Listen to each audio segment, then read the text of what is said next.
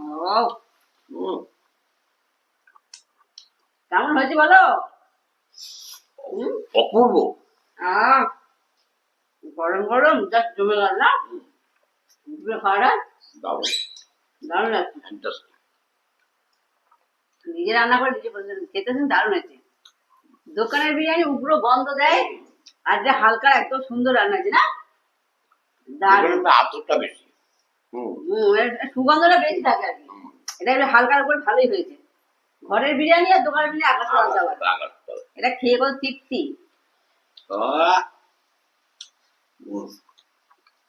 এই বেটা বুদ্ধির মাথায় কি গো? বুদ্ধি হচ্ছে এত ফ্যান্টাস্টিক বিরিয়ানি তোমার। এখন তো বিরিয়ানি খুব তোমার সুন্দর হাতে হয়েছে। রান্না চিন্তা করে যায় না। সবাই খেয়ে বলে। তুমি বিরিয়ানি তৈরি করবে হ্যাঁ। আর আমি বিক্রি করব। ও হ্যাঁ, করে যায়, অনেকেই করেছে। তুমি বিক্রি করে আমি বানাবো। তুই বানাবে, আমি বেচবো। নাম হবে কাকু কাকিমার বিরিয়ানি। জমে যাবে কিন্তু। করে যাবো না, একবার সত্যি। লেগে পড়ে দেখবে। আর এখন বাজার তো বিরিয়ানির বাজার। হ্যাঁ, এখন বিরিয়ানি পাবো সবাই। সবাই বিরিয়ানি পাগল। দারুণ চলবে, কথাটা মন্দ ভালো নি কিন্তু। তো বললাম কেন বলতো, কেন গো?